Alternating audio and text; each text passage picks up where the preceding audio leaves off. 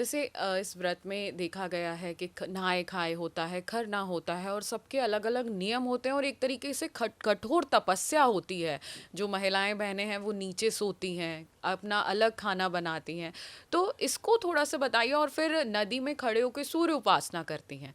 तो ये जो परंपरा है ये कैसे शुरू हुई, कैसे इसका पालन किया जाता है? जैसे मैंने बताया, भगवती सीता जी ने भी किया, जी। फिर द्रौपदी जी ने भी किया, और भी बहुत सी देवियों ने किया है।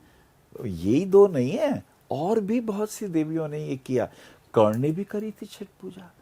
वो तो सूर्य की उपासना बिना किए दान देते ही नहीं थे। वो तो बिल्कुल गंगा नदी के बीच में या जो भी नदी उन्हें मिलती थी वहां खड़े होकर भगवान सूर्य की उपासना करते थे। और सूर्य की उपासना करने के बाद उनका नियम था कि जो मुझसे दान मांगने आएगा मैं कभी खाली नहीं भेजूंगा। इसलिए महादानी कर्ण भी इसकी उपासना करते। जी, मतलब ये परंपरा बहुत समय पहले से चली आ भगवान रही राम है। जी ने जी। उपासना की है, लीजिए। भगवान कृष्ण ने उपासना की है।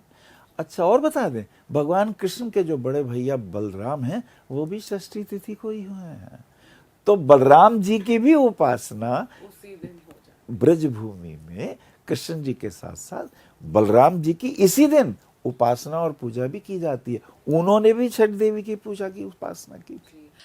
हमने देखा है कि जब छठ पूजा होती है तो माताएं बहनें पानी में खड़ी रहती हैं और फिर सूर्य का इंतज़ार करती हैं, अर्घ देती हैं।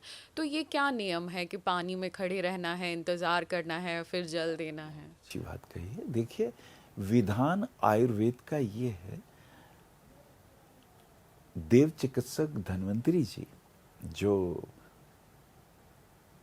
धनत्रयोदशी के दिन अवतरित हुए थे, जिनसे हमारी छोटी दिवाली शुरू होती है, उन्होंने ये आयुर्वेद का ज्ञान, वो देवताओं के चिकित्सक हैं, उन्होंने ये आयुर्वेद का ज्ञान विश्वामित्र और विश्वामित्र से आचार्य सुश्रत, सुश्रत एक संहिता है, सुश्रत संहिता, ऐसी अष्टांग हृदय, ऐसी चरक संहिता, उसके अंदर ये कहा गया है कि स्नान करने का नियम ये है, पहले पैरों में पानी आना चाहिए। आजकल आप शावर से पहले सिर पे डालते हैं, बीमार तो हो ही जाओगे। नियम ये है, पहले पैरों पे पानी आना चाहिए।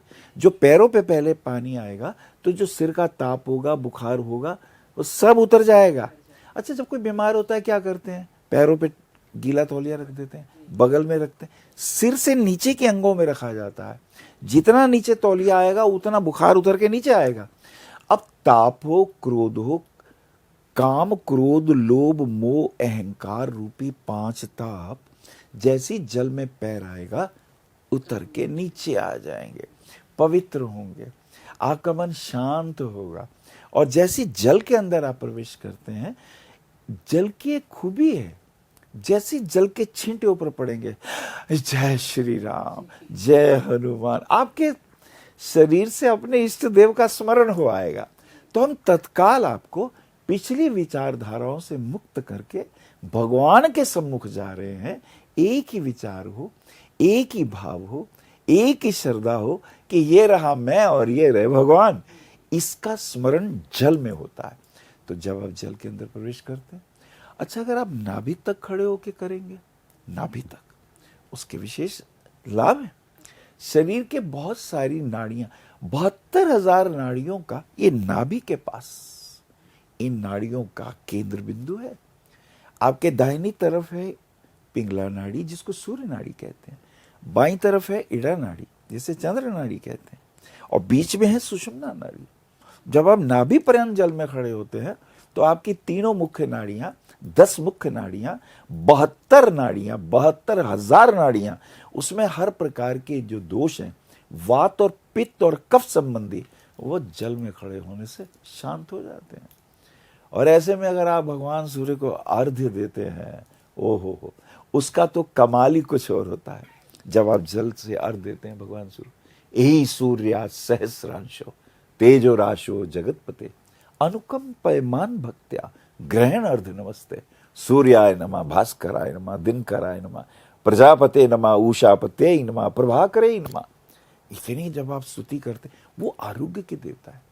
इधर आपने जल गिराया, उधर भगवान भास्कर की किरणें जल पे गिरी, गिरते ही आपके नेत्रों में गई, आपके आई सेंटर, थर्ड आई सेंटर पे गई, आपके सातों चक्रों पे गई, आप ऑक्सीफाइड हो गए।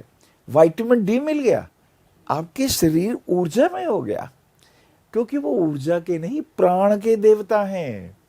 इसलिए जब हम वहां उनको प्रणाम करके हमारी बेटियां, हमारी बहुएं कहती हैं, हे प्रभु मेरा वंश सुरक्षित रहे, मेरे पति की दीर्घायु हो, मैं सौभाग्यवती हूं, मेरे बच्चे प्रसन्न हो, मेरे सास ससुर का आशीर्वाद मिले, भाई बहनों का आशीर्वाद मिले, इससे बढ़िया और क्या हो सकता है।